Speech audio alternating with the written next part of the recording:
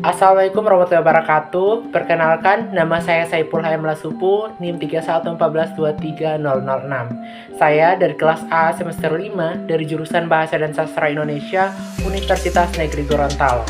Dalam video kali ini saya akan membahas suatu bentuk kebudayaan dari salah satu provinsi yang ada di Indonesia.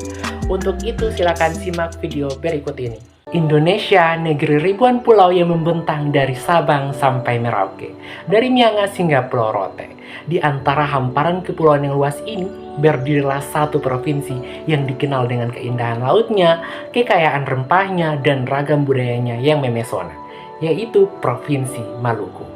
Resmi berdiri pada tahun 1958, ibu kotanya adalah Kota Ambon, pusat pemerintahan sekaligus jantung ekonomi dan kebudayaan masyarakat Maluku. Wilayah ini dikenal sebagai Provinsi Seribu Pulau dengan lebih dari 1.400 pulau besar dan kecil yang tersebar di seluruh wilayahnya. Dari total luas sekitar 712.000 km persegi, lebih dari 93% merupakan lautan, menjadikan Maluku sebagai salah satu provinsi dengan wilayah perairan terluas di Indonesia. Secara geografis, letaknya sangat strategis. Maluku dikelilingi oleh Laut Banda, Laut Maluku, dan Laut Seram, serta berbatasan dengan Papua di timur, Sulawesi di barat, Timur Leste dan Laut Arafuru di selatan, serta Laut Seram di utara. Namun, jauh sebelum Indonesia merdeka, Maluku sudah dikenal dunia sebagai kepulauan rempah, penghasil komoditas pala dan cingkeh. Kekayaan alam inilah yang menarik bangsa-bangsa besar seperti Portugis, Belanda, Arab, dan Tionghoa datang dan meninggalkan jejak budaya yang masih terasa hingga kini. Berdasarkan data Badan Pusat Statistik tahun 2020, jumlah penduduk Maluku mencapai hampir 1.848,92 ribu jiwa. Secara administratif, Maluku terbagi menjadi 9 kabupaten dan 2 kota, dengan 119 kecamatan dan lebih dari 1.200 desa dan kelurahan. Di antaranya adalah Kota Ambon, Kota Tual, Kabupaten Kepulauan Tanimbar, Maluku Tenggara, Maluku Tengah, Buru, Buru Selatan, Kepulauan Aru, Seram bagian Barat, Seram bagian Timur, dan Maluku Barat Daya. Provinsi Maluku juga memiliki beragam destinasi wisata bahari yang memikat. Pertama, Pantai Ora di Pulau Seram, yang kenal dengan kejernihan air laut dan pemandangan bawah laut yang memukau, sehingga sering dijuluki sebagai Maldives-nya Indonesia. Kedua, Banda Neira. Selain kaya akan keindahan alam tropis, juga memiliki nilai sejarah tinggi sebagai pusat perdagangan rempah-rempah pada masa kolonial. Ketiga yaitu Pulau Hatta, yang menawarkan panorama pantai berpasir putih dan ekosistem laut yang masih terjaga, sehingga sangat ideal untuk aktivitas menyelam. Keempat, Pantai Nestapa di Ambon, yang menjadi salah satu tujuan wisata favorit berkat akses yang mudah serta suasana yang tenang. Terakhir yaitu Pantai Liang atau biasa disebut juga dengan Pantai Punimua, yang menyuguhkan hamparan pasir putih lembut dan air laut biru jernih. Sebagai wilayah kepulauan, transportasi udara menjadi jalur penting yang menghubungkan antar wilayah. Tercatat ada 14 bandar udara di seluruh Provinsi Maluku, seperti Bandar Udara Internasional Patimura di Kota Ambon, Bandar Udara Namniwel Namlea di Kabupaten Buru, Bandar Udara Namrole di Kabupaten Buru Selatan, Bandar Udara Amahai, Bandara Banda Neira, dan Bandara Wahai di Kabupaten Maluku Tengah, Bandar Udara Kufar di Kabupaten Seram bagian Timur, Bandara Karel Satsui Tubun di Kabupaten Maluku Tenggara, Bandara Dobo di Kabupaten Kepulauan Aru, Bandara Larat dan Mathilda Batlayeri di Kabupaten Kepulauan Tanimbar, Bandara Perintis Moa, dan Bandara John Becker di Kabupaten Maluku Barat Daya. Provinsi Maluku memiliki sejumlah monumen dan ikon budaya yang menjadi simbol sejarah, perjuangan, serta identitas masyarakatnya. Pertama, Monumen Gong Perdamaian Dunia, yang terletak di pusat kota Ambon. Monumen ini menjadi simbol perdamaian bagi masyarakat Ambon sekaligus pengingat tragedi kemanusiaan akibat konflik antar umat beragama pada tahun 1999.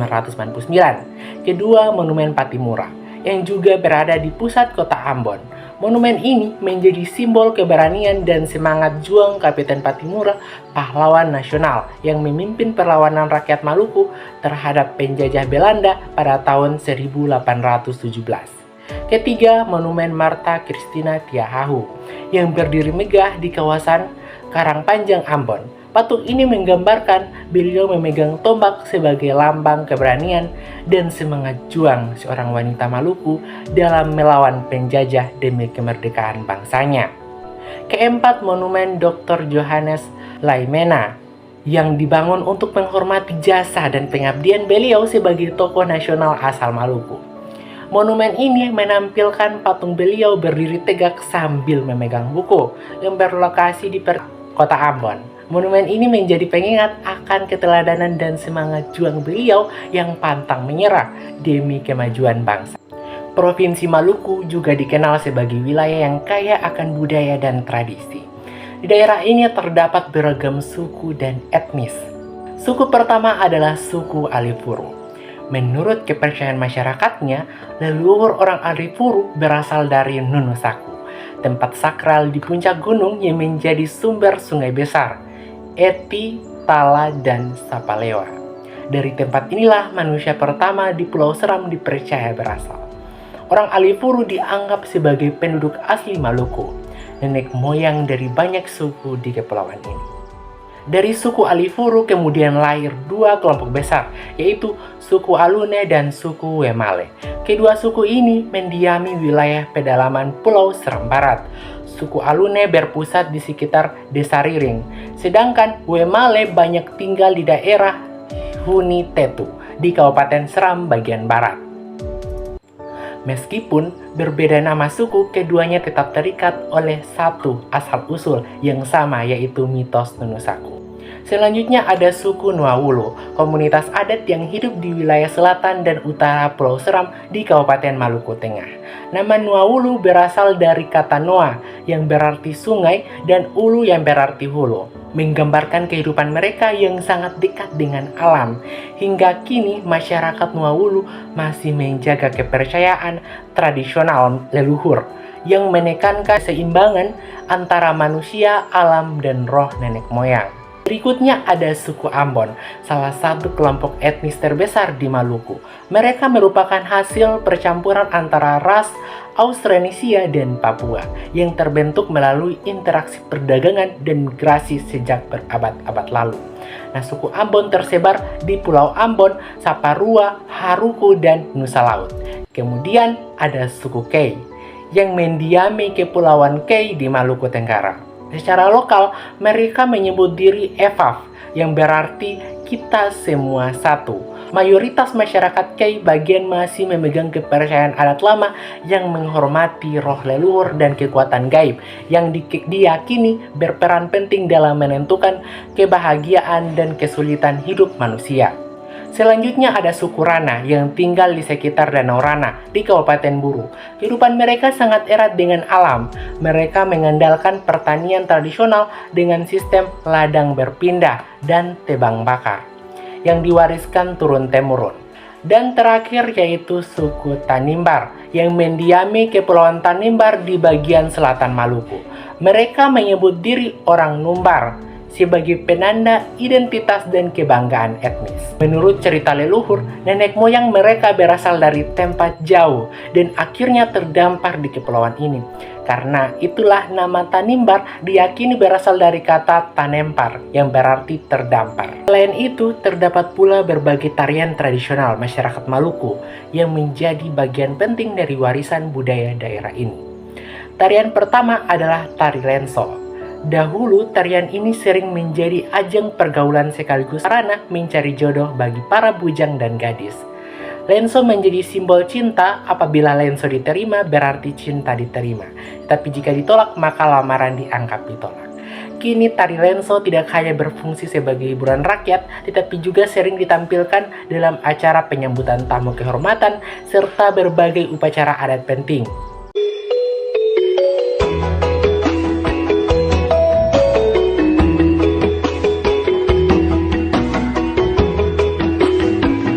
Tarian kedua adalah tarian Katreji.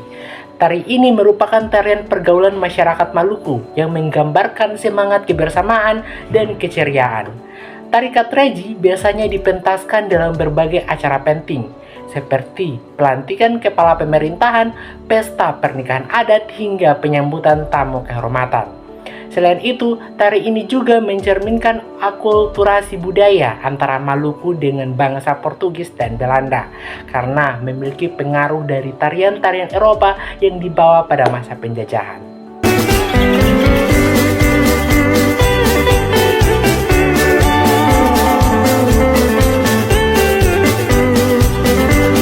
Selanjutnya adalah tari Saureka-reka, yang juga dikenal dengan sebutan tari gaba-gaba. Tarian ini menggambarkan kehidupan masyarakat Maluku yang sangat erat kaitannya dengan pohon sagu.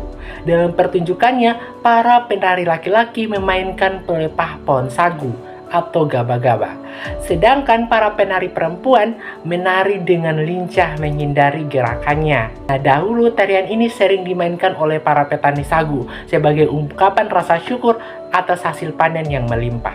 Kini, tari Saureka-reka tidak hanya menjadi permainan rakyat, tetapi juga berkembang menjadi pertunjukan seni yang sering ditampilkan dalam festival budaya. Komando pukul tifa, rame-rame basudara, siap-siap katong lompat dari tanah Nusa Ina, Pulau Ibu. Tarian berikutnya adalah tari Maku-Maku. Konon tarian ini sudah ada sejak masa ketika leluhur orang Maluku masih bermukim di Nunusaku, tempat yang dipercaya sebagai asal mula manusia dalam kepercayaan masyarakat Maluku. Pada masa lampau, tarian ini biasanya ditampilkan sebagai penutup berbagai upacara adat penting. Melalui gerak dan irama yang harmonis, masyarakat mengekspresikan rasa syukur sekaligus mempererat ikatan sosial antar warga.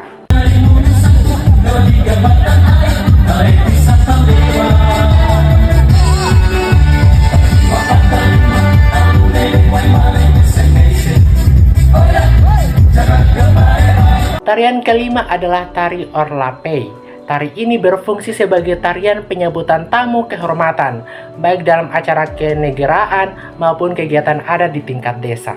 Bagi masyarakat Maluku, menampilkan tari Orlapei merupakan bentuk penghormatan tertinggi kepada tamu, serta menjadi lambang keramahan dan kehangatan hati orang Maluku.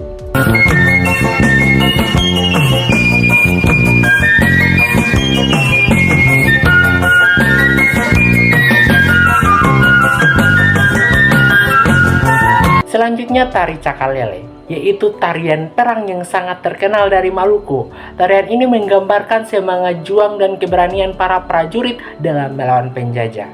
Dalam pertunjukannya, para penari mengenakan busana tradisional berwarna cerah dan membawa perlengkapan khas seperti parang salawaku atau perisai dan tombak. Biasanya pertunjukan tari Cakalele dipimpin oleh seorang kapiten atau panglima yang berperan sebagai pemimpin.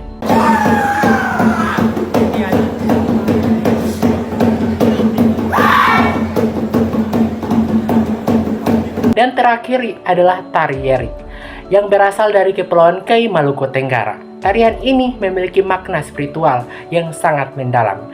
Melalui tari Yerik, masyarakat Kei memanjatkan doa kepada Tuhan untuk memohon keselamatan, kedamaian, serta turunnya hujan pada musim kemarau panjang.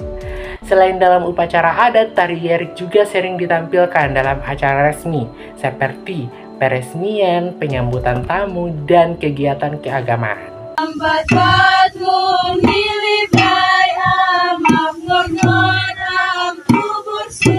Selain memiliki beragam tarian, Provinsi Maluku juga terkenal dengan aneka kuliner khasnya.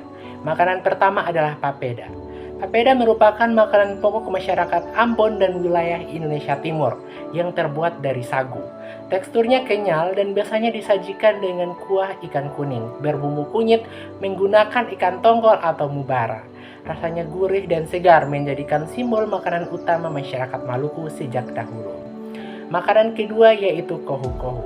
Hidangan ini mirip urat, namun memiliki cita rasa khas Maluku, terdiri dari sayuran segar, kelapa parut, serta ikan suwir seperti tongkol atau cakalang. Rasanya gurih dan segar, mencerminkan kesederhanaan masyarakat pesisir yang kaya akan hasil laut. Makanan ketiga adalah nasi lapola, yang terbuat dari campuran beras, kacang tolo, dan parutan kelapa muda yang dikukus hingga matang. Nasi lapola memiliki aroma harum dan rasa gurih yang khas, biasanya disajikan bersama ikan teri, sayur segar, atau lauk-lauk lainnya. Makanan keempat yaitu talam sagu bakar. Kue tradisional ini berbahan dasar sagu yang dibakar hingga matang, dengan tambahan kacang kenari yang membuat rasa manis legit serta aroma khas hasil pembakaran. Makanan kelima adalah woku komo-komo. Hidangan ini juga berbahan dasar sagu yang dicampur dengan bumbu rempah seperti bawang, jahe, merica, dan santan, lalu dimasak hingga lembut. Makanan keenam yaitu ikan kuah pala Banda. Kuliner ini berasal dari Kepulauan Banda, daerah penghasil rempah. Ikan segar dimasak dengan pala, cabai, lada, dan berbagai bumbu aromatik yang menghasilkan kuah pedas gurih dengan aroma rempah yang kuat. Makanan ketujuh adalah sambal tapa. Hidangan segar khas Ambon ini terbuat dari ikan tuna, mangga muda, santan, dan rempah-rempah lain. Rasanya asam, pedas, dan gurih, sangat cocok disantap bersama nasi hangat. Kedelapan yaitu minuman kopi sibu-sibu. Minuman tradisional ini menyajikan perpaduan rasa kopi dengan biji ketapang dan taburan cengkeh halus. Aromanya wangi rempah dan cita rasanya kuat. Makanan ke-9 adalah bubur ne. Kudapan manis berbahan dasar sagu ini menyerupai kolak dengan butiran mutiara berwarna coklat dan merah muda, dapat disajikan hangat atau dingin, dan sering dijadikan takjil khas saat bulan Ramadan tiba. Selain itu, terdapat juga berbagai alat musik tradisional, yaitu alat musik pertama adalah tahuri. Tahuri merupakan alat musik tiup yang terbuat dari kulit kerang laut. Dahulu, tahuri digunakan sebagai alat komunikasi, misalnya untuk memberi tanda duka, memanggil rakyat, atau menandai dimulainya upacara adat. Kini, tahuri masih dimainkan dalam berbagai kegiatan budaya dan sering mengiringi tarian tradisional. Alat musik kedua yaitu tifa. Tifa adalah alat musik pukul yang berbentuk seperti gendang, terbuat dari kayu berlubang dan ditutup kulit binatang. Bunyi ritmisnya berfungsi sebagai pengatur tempo dalam upacara adat dan tarian tradisional seperti tari lenso dan tari cakalele. Alat musik ketiga adalah ukulele. Ukulele merupakan alat musik petik yang mirip gitar kecil. Awalnya dibawa oleh pelaut Portugis ke Maluku pada masa kolonial, lalu diadaptasi oleh masyarakat setempat. Kini ukulele menjadi bagian penting dari musik tradisional maupun modern Maluku. Alat musik keempat yaitu rumba. Rumba adalah alat musik perkusi yang mirip marakas. Biasanya dibuat dari tempurung kelapa atau bambu dan diisi kerikil atau biji-bijian. Cara memainkannya dengan digoyang, menghasilkan bunyi ritmis yang menghidupkan suasana dalam pertunjukan musik dan tari tradisional. Alat musik kelima adalah floyd atau suling bambu melintang. Floyd dimainkan secara berkelompok dengan nada harmoni yang indah. Terbuat dari bambu berlubang, alat musik ini sering digunakan untuk mengiringi upacara adat dan pertunjukan seni masyarakat Maluku. Dan alat musik keenam yaitu indokordo, atau dikenal juga sebagai tatabuhan. Alat musik petik ini terbuat dari kayu dan senar, dimainkan dengan cara dipetik seperti sitar Jawa. Bunyi indokordo lembut dan merdu, biasanya dimainkan dalam acara adat maupun pertunjukan musik tradisional. Selain kaya akan musik tradisional, Maluku juga memiliki berbagai senjata tradisional. Senjata pertama adalah kalawai. Kalawai merupakan senjata tradisional yang berbentuk mirip dengan tombak, namun memiliki fungsi berbeda. Nama kalawai berasal dari dua kata, kala yang berarti tikam dan wai yang berarti air, sehingga bermakna tikam air. Dahulu, kalawai digunakan masyarakat Maluku untuk berburu ikan di laut atau sungai. Senjata ini terbuat dari kayu atau bambu panjang dengan ujung besi tajam yang diikat melingkar. Senjata kedua yaitu parang salawaku. Parang salawaku terdiri dari sepasang senjata, parang sebagai bilah tajam dan salawaku sebagai perisai. Dahulu senjata ini digunakan dalam peperangan, namun kini lebih sering dipakai dalam tarian tradisional seperti cakalele. Senjata ketiga adalah sumpit. Sumpit atau bulaukun merupakan senjata berbentuk tabung panjang dari bambu yang digunakan untuk melontarkan anak panah kecil. Ujung anak panah biasanya dilumuri racun agar lebih mematikan ketika berburu di hutan. Pada masa lalu, sumpit digunakan tidak hanya untuk berburu, tetapi juga sebagai perlengkapan perang. Selanjutnya, terdapat juga beberapa rumah adat di Maluku yang dikenal dengan nama Baileo, yang terletak di beberapa negeri atau desa adat di Kecamatan Saparua Timur, Kabupaten Maluku Tengah. Rumah adat pertama adalah Baileo Nolot. Baileo ini terletak di negeri Nolot. Masyarakat setempat menyebutnya dengan sebutan Simaloa Pelamahu, yang berarti rumah adat atau tempat pelaksanaan upacara. Bangunannya berbentuk rumah panggung dan seluruhnya dibuat dari bahan alami seperti kayu dan daun rumbia. Uniknya, rumah adat ini dibangun tanpa menggunakan paku, hanya pasak kayu dan ikatan ijuk sebagai pengikat. Hingga kini bayi leo ini tetap digunakan untuk berbagai upacara adat seperti pelantikan raja, panas pela, dan tutup bayi leo. Rumah adat kedua yaitu bayi leo Ihamahu yang terletak di negeri Ihamahu. Bayi leo ini disebut juga Simaloa Paimahu yang berbentuk rumah panggung dari kayu gufasa dan kayu besi dengan tiap pintu masuk dan atap dari daun sagu. Ciri khasnya terletak pada warna merah bata dan kuning emas dengan ukiran dan motif khas Maluku pada tiang dan dinding. Bayi leo Ihamahu hingga kini masih difungsikan sebagai pusat pelaksanaan upacara adat seperti pelantikan raja dan berbagai kegiatan tradisional lainnya. Rumah adat ketiga adalah bayi leo Haria. Bayi leo ini berada di negeri Haria dan dikenal dengan nama Palapesi Umatoru yang berarti rumah tiga rumpun. Bentuknya seperti perahu dengan banyak tiang penopang, atap dari daun sagu, serta dibiarkan polos tanpa cat untuk hiasan. Bayi leo Haria memiliki dua pintu, di timur sebagai pintu masuk dan di barat sebagai pintu keluar. Hingga kini bayi leo ini masih digunakan untuk upacara adat penting seperti pelantikan raja, kain berkat, dan tutup bayi leo. Rumah adat keempat yaitu bayi leo Ulat. Yang terletak di negeri Ulat, masyarakat menyebutnya dengan dua kuhu yang berarti tempat pertemuan. Lantainya berupa pasir pantai dan bangunannya terbuka tanpa dinding. Hanya dibatasi pagar kayu. Atapnya terbuat dari daun sagu dengan rangka bambu. Bayi leo ini memiliki 3 pintu di sisi utara, selatan, dan barat. Masing-masing dilengkapi tangga. Hingga kini bayi leo Ulat masih digunakan untuk berbagai upacara adat seperti kain berkat dan tutup bayi leo.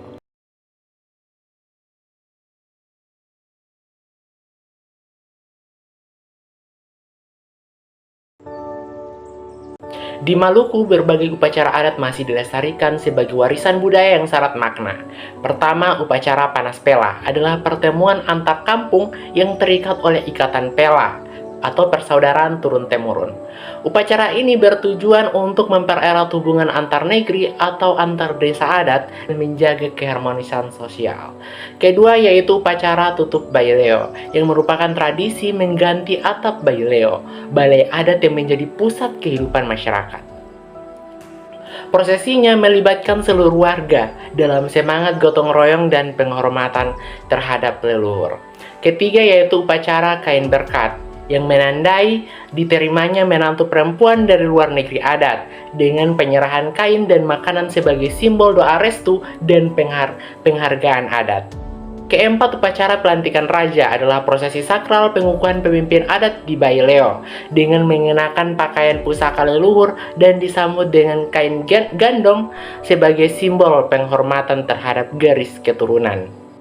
Terakhir, upacara obor Patimura adalah tradisi untuk mengenang perjuangan Kapiten Patimura yang digagas oleh para pemuda sejak tahun 1978 sebagai pengingat semangat kepahlawanan dan nilai-nilai cinta tanah air bagi generasi muda. Selanjutnya juga terdapat beberapa lagu daerah yang berasal dari Maluku. Lagu pertama adalah Rasa Sayange, karya Paulus Pea yang mengajarkan tentang rasa kasih sayang, kebersamaan, dan keakraban. Rasa sayang sayangi, Elia dari jauh rasa sayang sayangi. Kedua yaitu lagu Sarinande, karya Nicholas Maximilian Mamahit. Ya, lagu ini menggambarkan sosok gadis yang tekun dan sabar dalam menjalankan tugas rumah tangga. Lagu ini menekankan pentingnya tanggung jawab dan kesabaran dalam menghadapi tantangan hidup.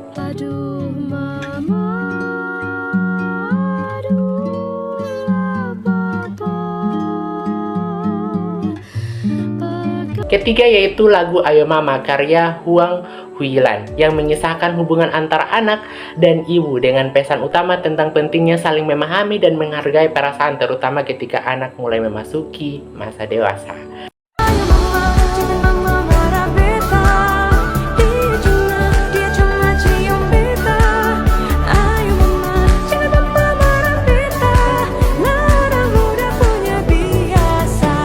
Keempat, lagu Sudah Berlayar yang dipopulerkan oleh Hani Tuheteru yang menggambarkan kehidupan seseorang yang merantau dan meninggalkan tanah kelahirannya di Ambon. Lagu ini menjadi simbol kecintaan orang Maluku terhadap kampung halamannya.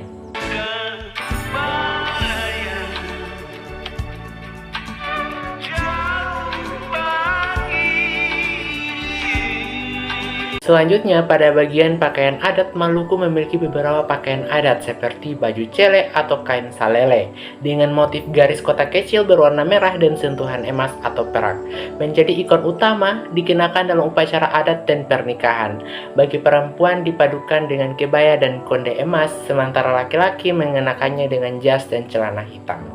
Kedua, pakaian nona rok dari Maluku Tenggara menampilkan kebaya putih brokat dengan rok bunga merah dan perhiasan perak yang melambangkan keanggunan perempuan Maluku.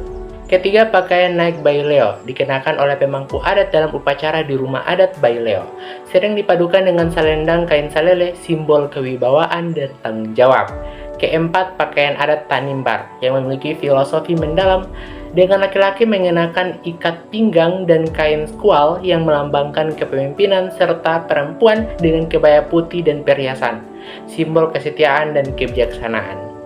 Kelima, pakaian kebaya hitam gereja dikenakan dalam acara keagamaan, terbuat dari kain brokat hitam yang melambangkan kesederhanaan dan kesakralan. Selain itu, terdapat juga beberapa benda kerajinan tradisional dari Maluku.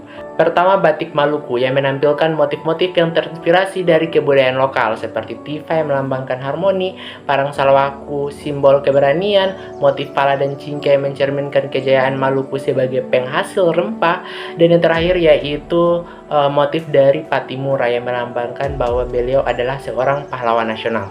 Kedua itu kain tenun Tanimbar yang memiliki motif-motif filosofis seperti lele muke yang melambangkan keuletan dan sair yang berarti perlindungan, serta wulan lihir yang menandakan alam dan petunjuk hidup masyarakat Tanimbar. Ketiga yaitu kerajinan sisik ikan adalah inovasi unik di mana sisik ikan yang biasanya dibuang diubah menjadi aksesoris seperti anting dan tusuk konde. Selanjutnya terdapat beberapa cerita rakyat dari Maluku, yaitu pertama, ada kisah Nenek Luhu dari Pulau Seram yang mengisahkan Taina Luhu, putri kerajaan yang selamat dari serangan Belanda namun mengalami penderitaan. Ia akhirnya menghilang secara misterius dan dipercaya menjelma menjadi Nenek Luhu, sosok gaib yang muncul ketika anak-anak hilang. Kedua yaitu kisah Bulu Pamali yang menceritakan Yongker, anak yatim yang secara tidak sengaja merusak hutan dan mendapatkan kekuatan khusus dari seorang kakek penjaga hutan. Ketiga yaitu kisah Tanifal di Pulau Buru yang menceritakan tentang dua burung elang raksasa yang sering memangsa manusia. Setelah dibasmi oleh nelayan asal Cina, tubuh elang itu berubah menjadi daratan berpasir putih yang dikenal sebagai Tanifal. Sementara bola matanya menjadi batu besar di laut. Keempat yaitu kisah Danau Tapala yang mengisahkan dua persaudaraan yang menolong seorang nenek dan diberi wasali ajaib yang kemudian dicuri oleh orang desa. Ketika mereka kehilangan, wasali nenek ini memberi mereka busur ajaib yang menyebabkan mata air keluar dan menenggelamkan desa, membentuk Danau Tapala. Terakhir yaitu kisah buaya tembaga dari Teluk Baguala di Pulau Ambon yang menceritakan tentang buaya besar yang dihormati karena dianggap membawa berkah. Setelah mengalahkan ular laut raksasa yang merusak kehidupan laut, buaya tembaga mendapat penghormatan dari masyarakat dengan memberikan berbagai jenis ikan di laut.